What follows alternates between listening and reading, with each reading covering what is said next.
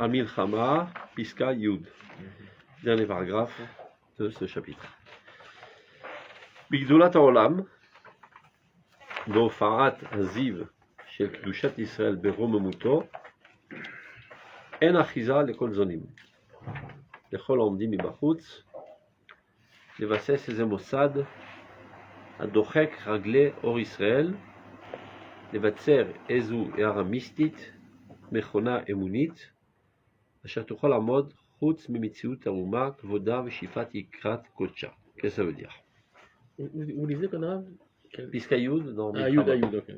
la page Yudzen. Yudzaï. D'accord, ok, c'est là. Lorsque le monde se trouve dans sa grandeur.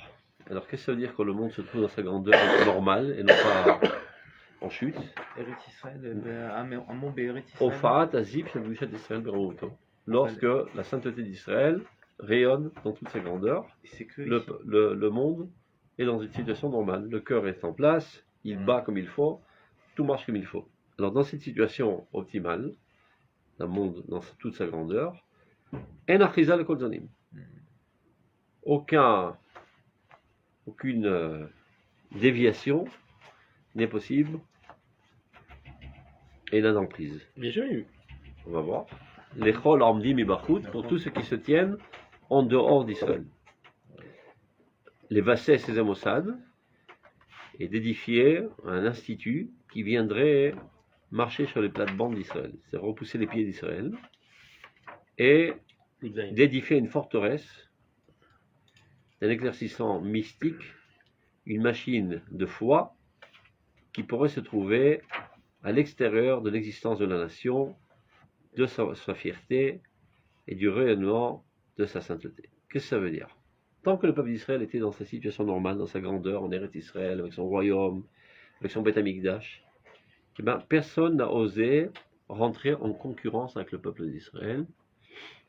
Il fait allusion évidemment au christianisme et à l'islam.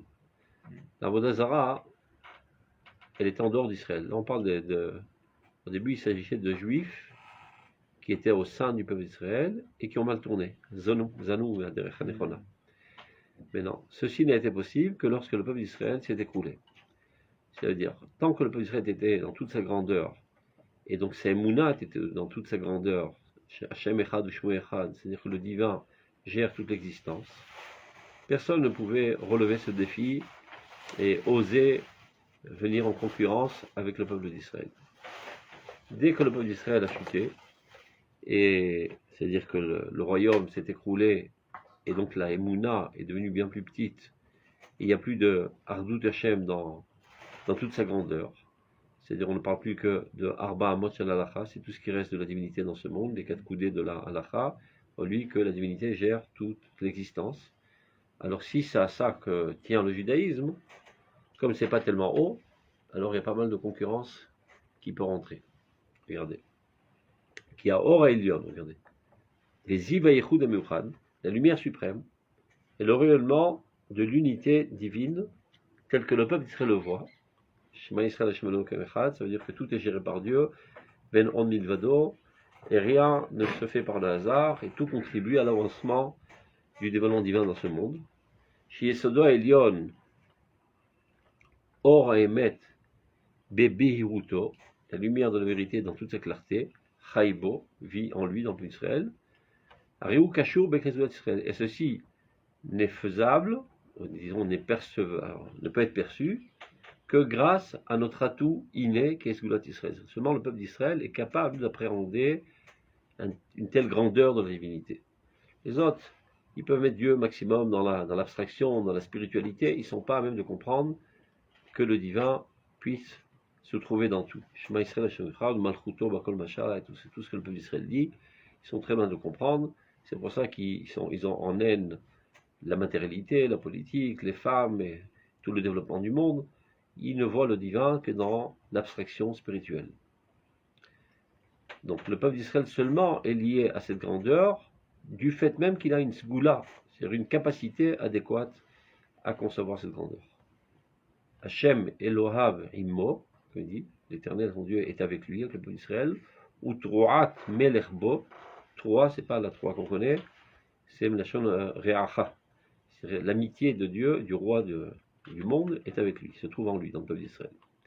Donc, tant qu'on était dans cette situation, il n'y avait aucune autre religion dans le monde à part la religion juive, et en dehors de ça, Avodah Zarah, qui en aucun cas ne rêvait d'entrer en concurrence avec le peuple d'Israël, c'était tout simplement des gens qui mettaient en pédestal toutes les tendances les plus bestiales, les plus sales, les plus cruelles.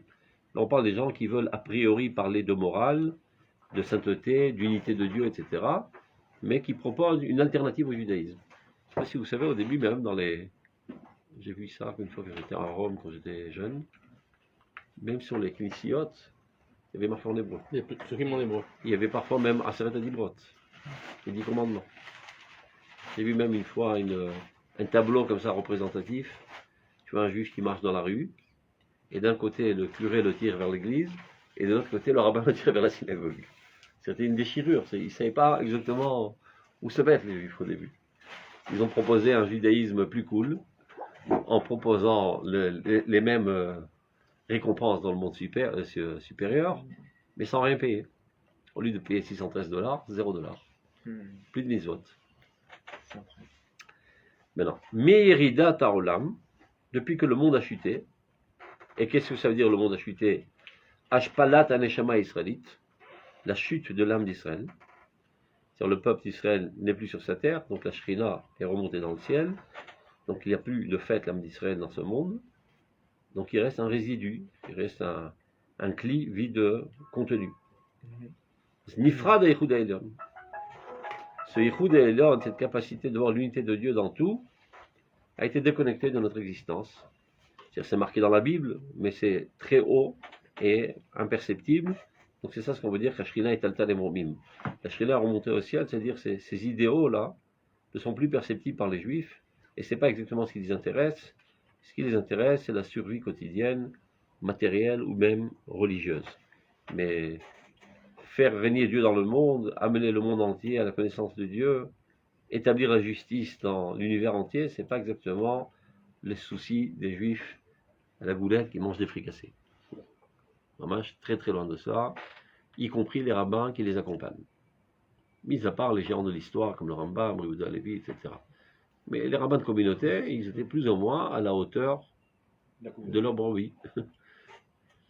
Même s'ils voulaient s'élever, ils ne pouvaient pas, parce que les questions qu'on leur posait, c'était des questions banales comme Tarzuka Shotefet, qu'on disait, de maintenance quotidienne. 59. Hein? C'est quoi 59? Le prix de maintenant. Et donc, la tête est occupée tout le temps à solutionner les problèmes quotidiens. Donc, ils n'ont même pas le temps de pouvoir rêver et réfléchir à des grandes questions. C'est ça ce que ça veut dire, Shrina et Altan et Moumim. C'est-à-dire, ce sont des idéaux dans lesquels on n'a aucun accès, on n'y pense plus. Donc, Ashpalat Aneshama israélite, alors, Nifra da Yichud Ha'elyon. Ce Yichud Ha'elyon, ça c'est la compréhension du divin qui gère tout, et c'est la finalité de tout, et était déconnecté de nous.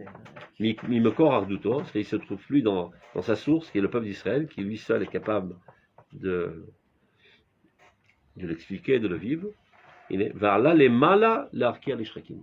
Ce concept s'est élevé aux cieux et est plus inaccessible. Et alors, là, Machaïm, dans la vie concrète des vivants, lo yofiakim noghe azaruriyut shel hayichud etarton. Il ne reste plus qu'un tout petit scintillement, et ça s'appelle le Yichud Tarton. Il n'y a plus de Yichud Elyon, qui est Shema Israël, Hashem Elokeinu, Hashem Echad. Il ne reste plus que Baruch Shem Kevod Malchuto l'Olam Vaed. Ça veut dire que ce monde est déconnecté, et il y a ça et là des étincelles de divinité. Okay? Comment de tout ça, nous, on est tombé? Avant qu'on voit que l'Hashpa sur les autres. Avant que qu'on voit l'Hashpa sur les autres. Nous, comment on est tombé de là où on était? À cause de notre Rishut.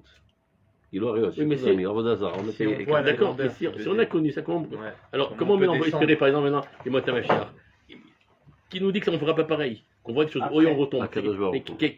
Akadosh Baruch Hu. Banaich lo tishakli od. Cheskel Amedvav. Gula Shlishit en la Efsek. Ftacha Elokit. Ça ne veut pas dire que tout va aller sur des roses, comme on dit. Ça va aller en progressant constamment, avec des petites chutes et des petites crises. Mais maintenant, on est là pour l'éternité. On a eu un remède terrible dans l'exil, qui qui a extirpé de nous les causes du mal, qui restent encore. On est en reconvalescence. C'est-à-dire.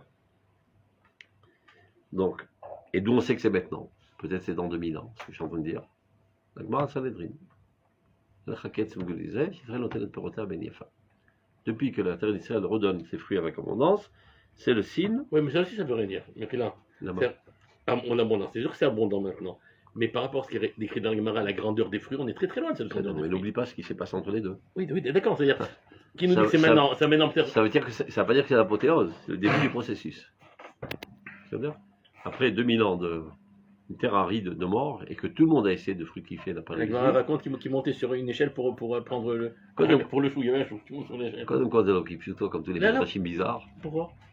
J'ai peur, un petit peu peine à croire qu'il y a des choux qui font 3 mètres de haut. Tout est possible, même les grappes de raisin qu'ils ont pris les explorateurs, mais je ne sais pas s'ils faisaient 3 mètres de haut, puisqu'on voit que c'est des hommes qui les lèvent. Ça faisait, chaque... Il les lève à plusieurs.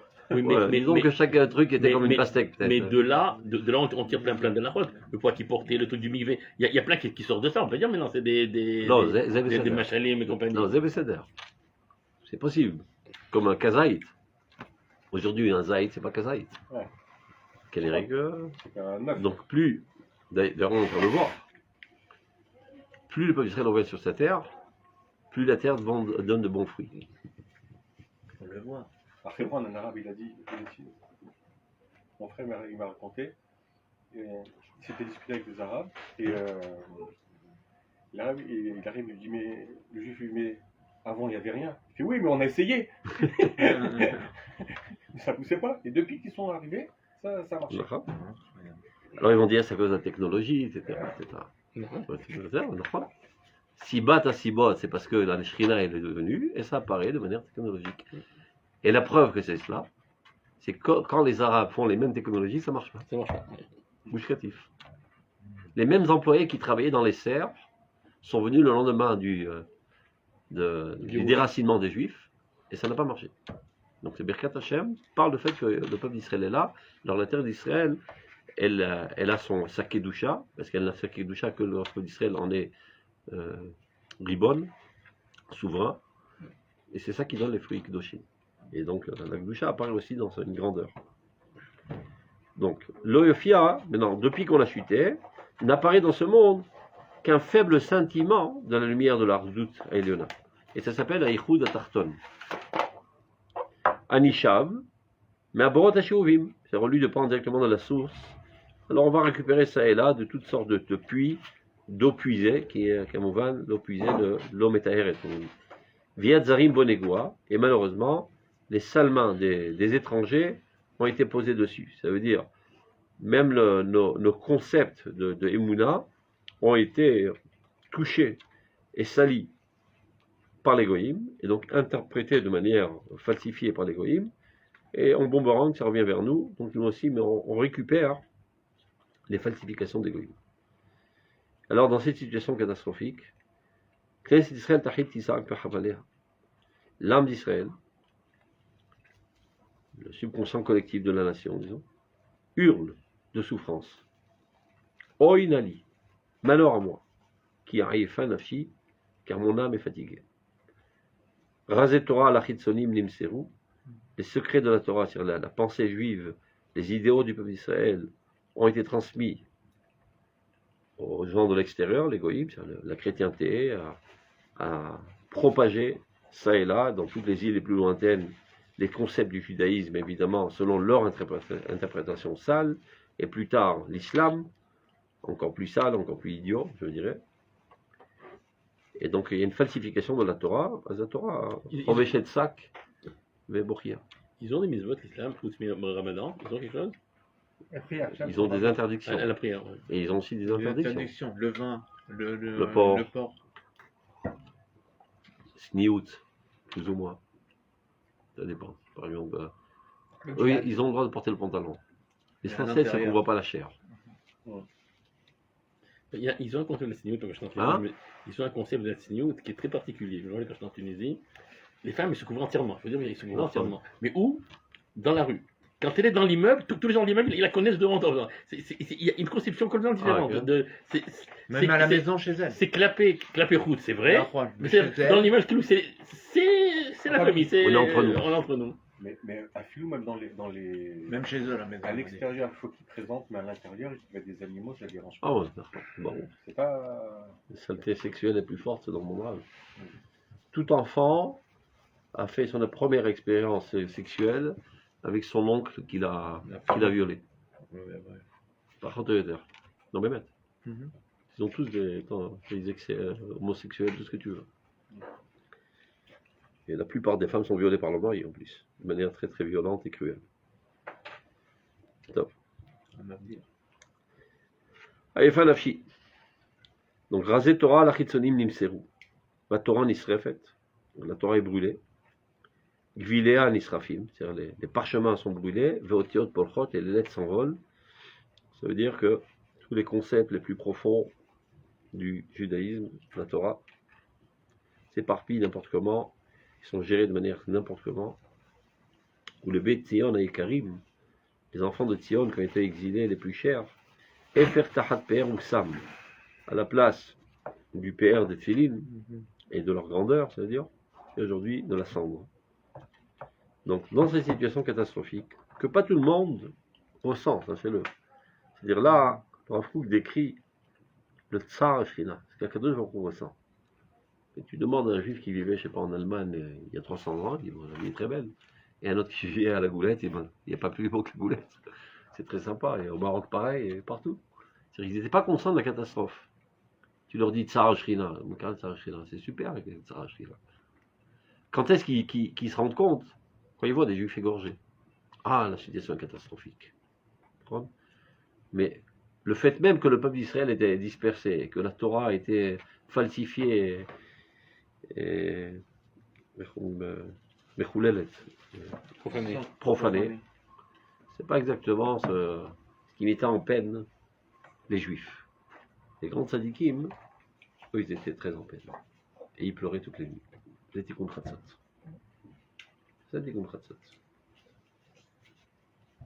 Il n'est pas besoin de mettre un réveil pour se réveiller tant bien que mal pour lire Tikkun Chatzot.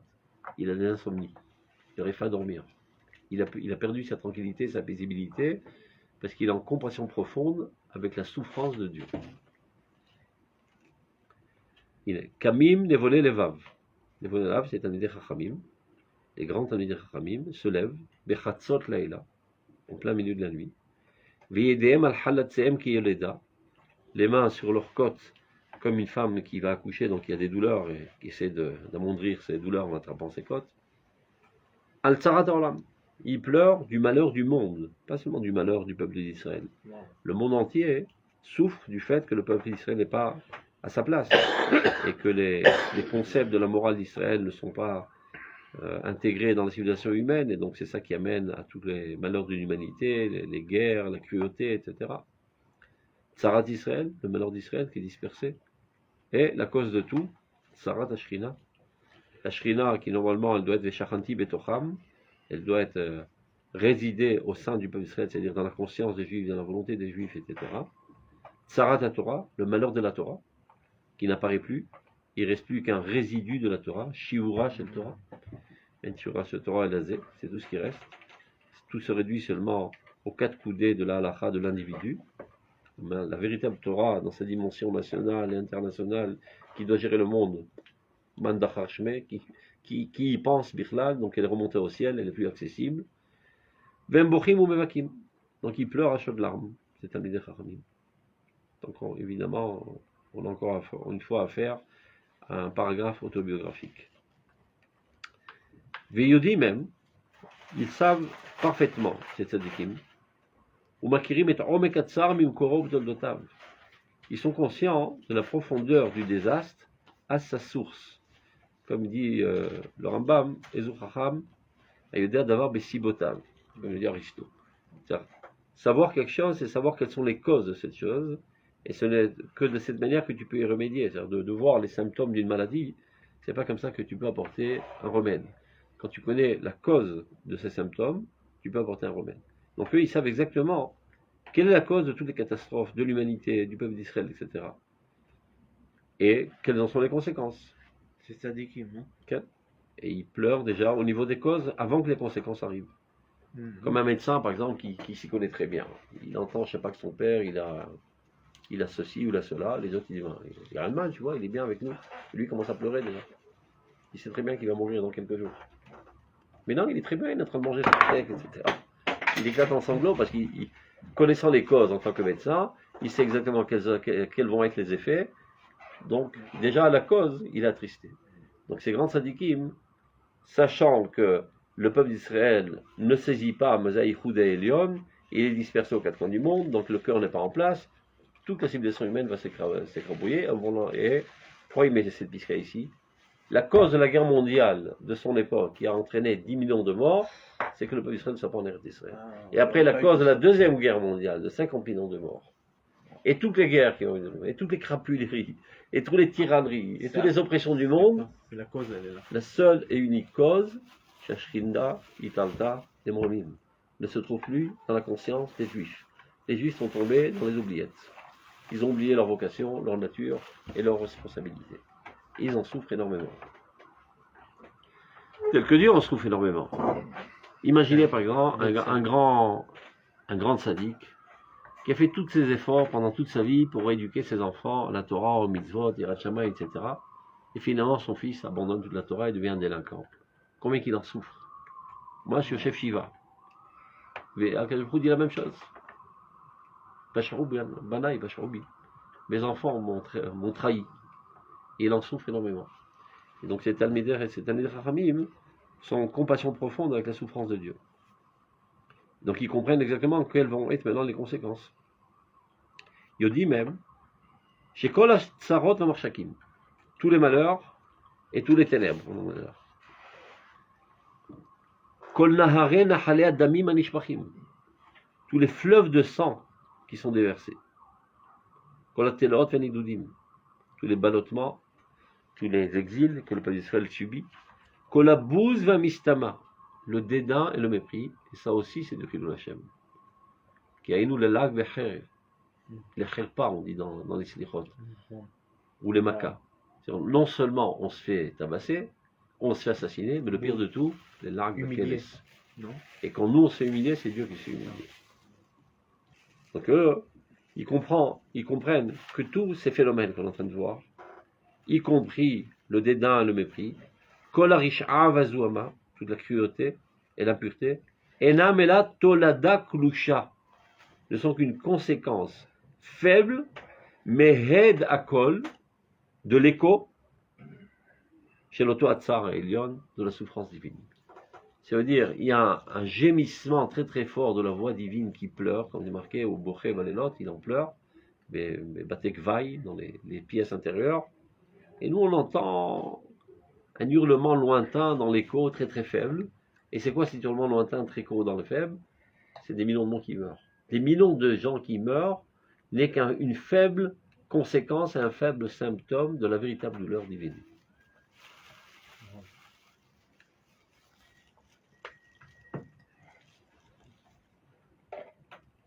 Tsar HaShamayim, la souffrance des cieux. Tsar HaShrina, la souffrance de la Shekhinah. Tsar haïdealiut amahutit beiparda meukor ta'anugeha. La souffrance de l'idéal le plus essentiel. Il y a toutes sortes d'idéaux dans ce monde, l'idéal de la justice, etc. Plein d'idéaux. Toutes ces idéaux prennent leur source à l'idéal premier, qui est la volonté de Dieu d'apparaître dans toute sa splendeur dans ce monde. Et ça apparaît sous toutes sortes de formes, plein d'idéologies, plein d'idéaux purs et saints, qui ne sont que des branches, des brindilles de l'idéal premier. Et dans cet idéal premier, c'est la volonté de Dieu de résider dans ce monde. Ça s'appelle la Shrina. Le fait même que Dieu réside dans ce monde, et quand Dieu réside dans ce monde, Akol Mevorach, tout roule comme ça doit être et tout est parfait. Mais non, il y a une souffrance de Dieu, quand, entre guillemets, il ne peut pas. Il a des menottes. Il ne peut pas apparaître dans ce monde. Et pourquoi il ne peut pas apparaître dans ce monde? Parce que de qui ça dépend pour qu'il puisse apparaître dans ce monde? De nous. Il s'est fait avoir. Il nous a donné le libre arbitre. Et c'est un besoin divin qu'on a un libre arbitre. mais on s'en est servi à mal escient. Et donc de fait, il ne peut pas apparaître à cause de nous. Donc il en souffre énormément. Et il ne peut pas changer les règles du jeu, parce que sans quoi il n'y a plus de hiérarchie, donc il n'y a plus de récompense, il n'y a plus de rien du tout. Mais ça, c'est au niveau individuel, au niveau collectif. Tant qu'on est Réchaïm, et qu'on ne veut pas que le divin apparaisse dans ce monde, enfin, il n'apparaît pas dans ce monde. Qu'est-ce que ça veut dire que le divin apparaît dans ce monde? C'est-à-dire que toi, tu es divin. C'est-à-dire que toi, tu es divin. Tu es bon cœur, tu es généreux, tu es zélé, tu es droit, tu es moral. Donc tout ça ne sont que des midot et lokiyot, des dévoilements divins qui te traversent et qui de toi émanent vers ton entourage. Mais si tu es le contraire, alors Dieu est coincé, il ne peut pas avancer. Donc Gilou Hachem dépend de notre comportement. Et donc, c'est tzadikim. Ils sont conscients de la souffrance divine. Et ils savent que cette souffrance divine dépend de qui? Des Juifs. Et c'est ce qui les pousse constamment à entraîner les Juifs à faire Teshuvah pour libérer Dieu de ses souffrances. Il écrit dans Ranta Teshuvah la chose suivante. Chacun de nous souffrons de l'écart qui existe entre les objectifs qu'on se donne et ce qu'on réalise à faire de fait. On a des aspirations très grandes, très restreintes et très lointaines, mais on traîne la patte. Et cet écart nous crée une souffrance, un petit school,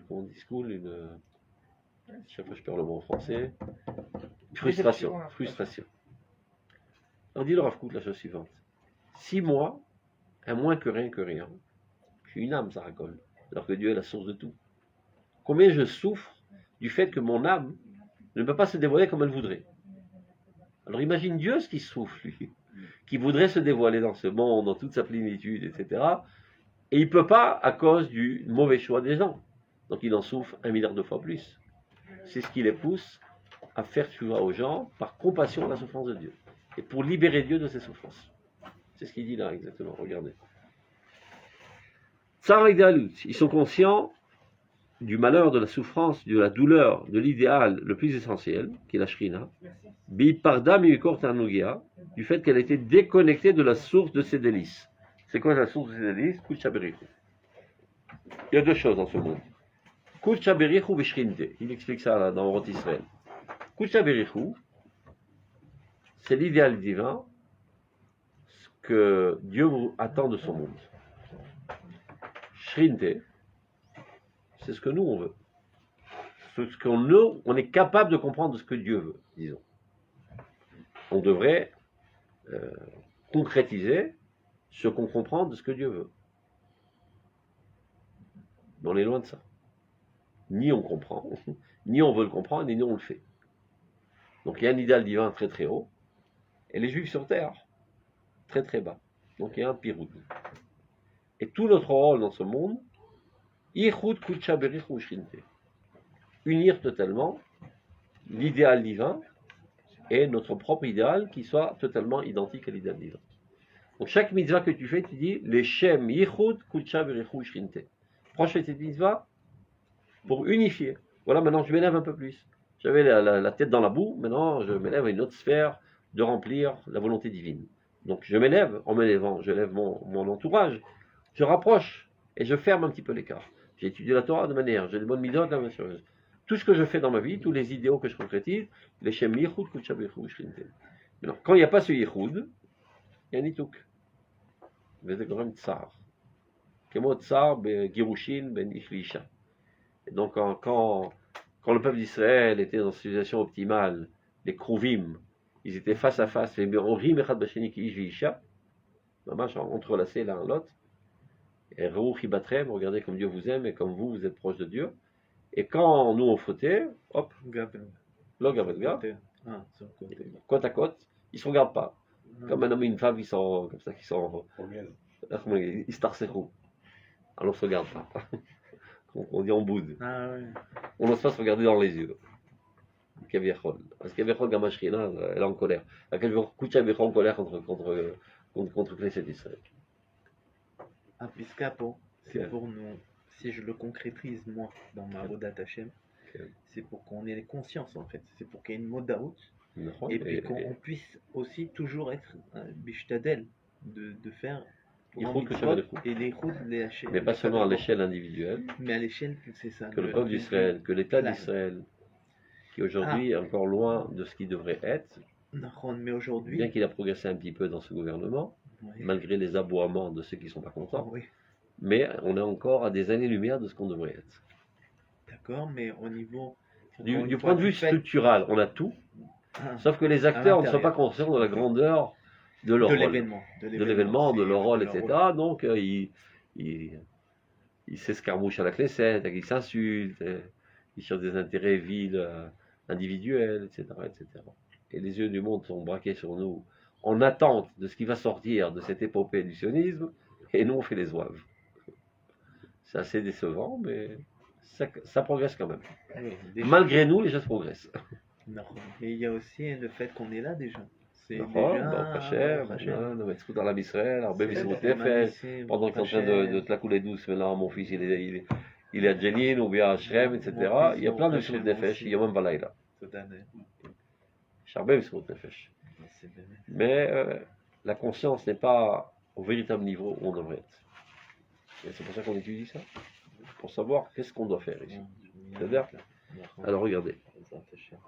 Donc, Idealut Eliona Berucham Shalabriot. Maintenant, il comprend, c'est tzadikim, ils comprennent.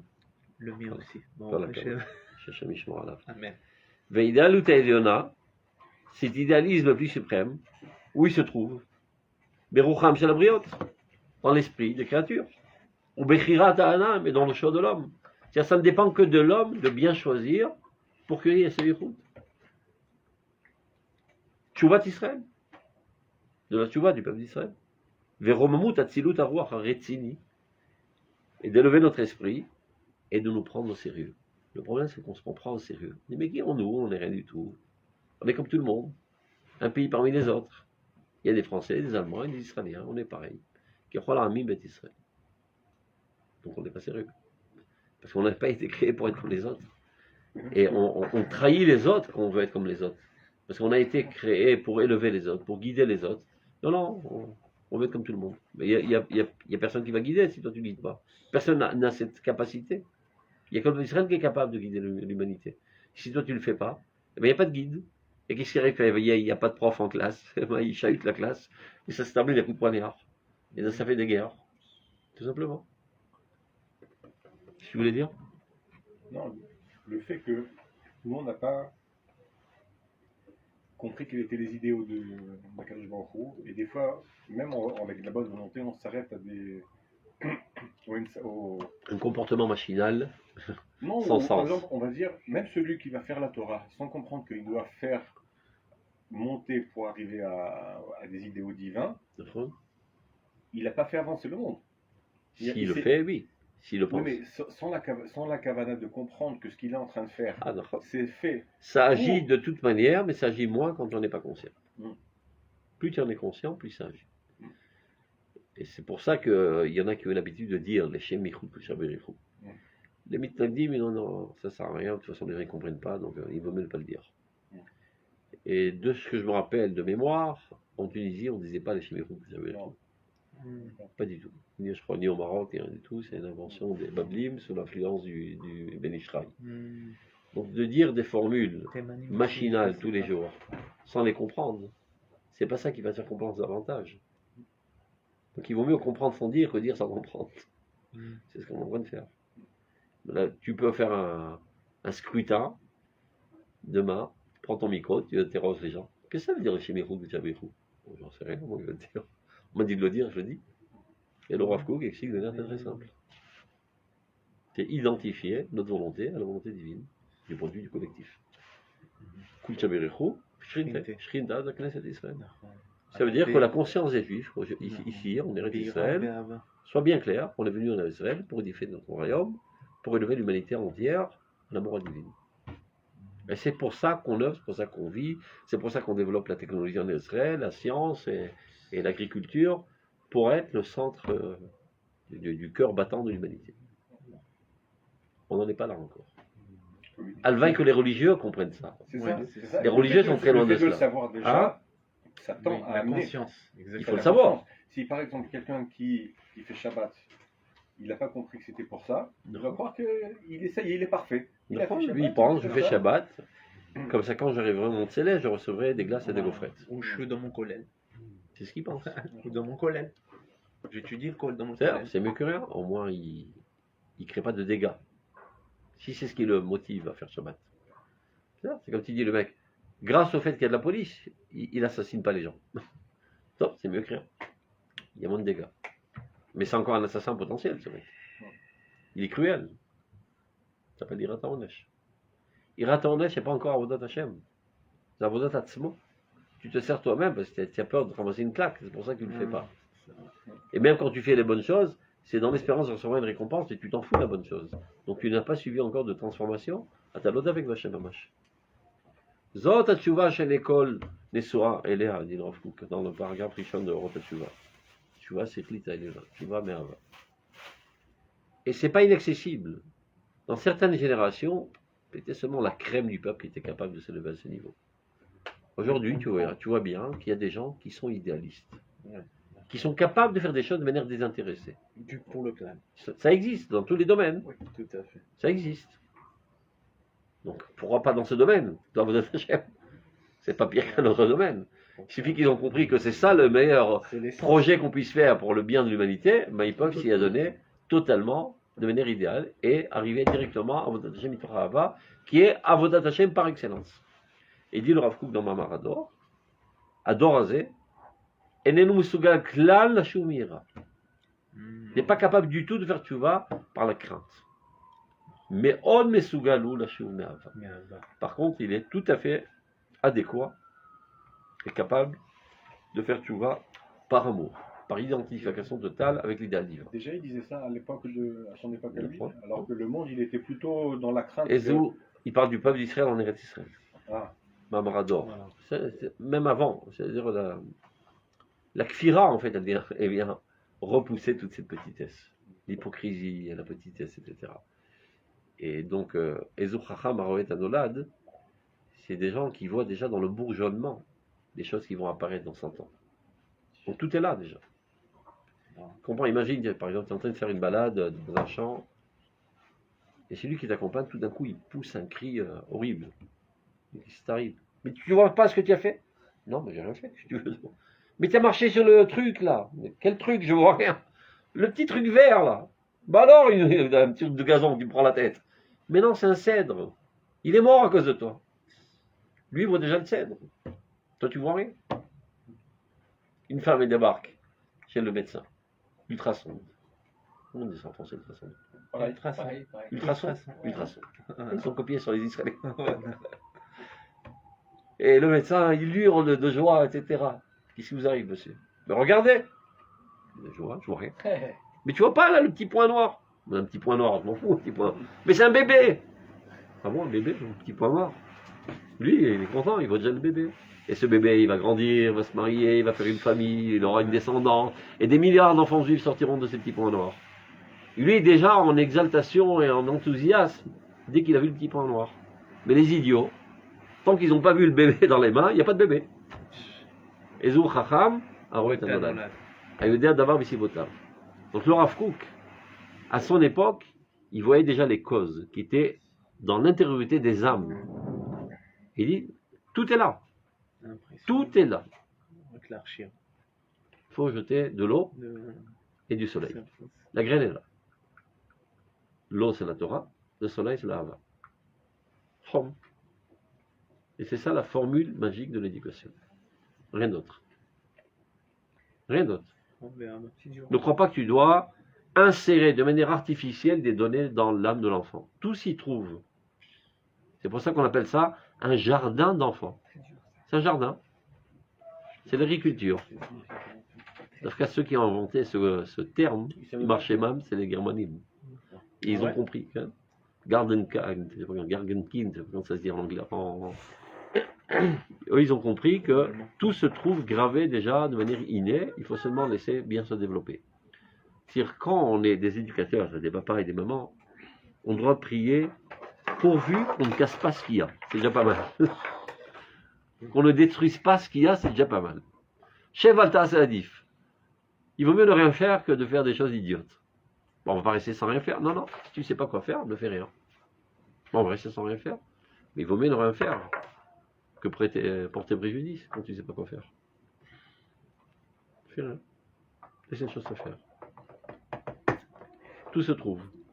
La seule chose qu'il faut faire, l'alimenter de Torah, c'est la seule nourriture qui est adéquate pour développer le potentiel d'Israël, et rien d'autre.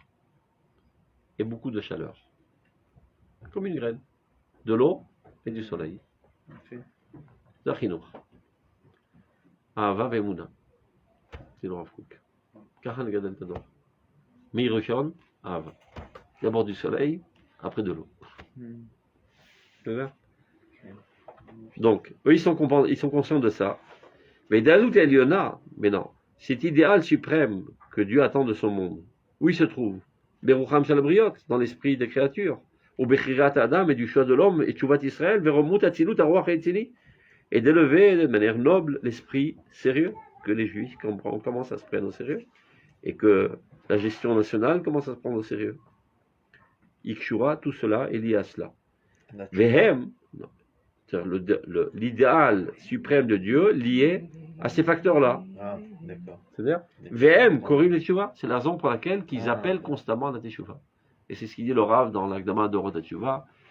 Il est ni traf matzmuti ledaber al dvar Teshuva. Constamment. 4-5 fois il dit ça.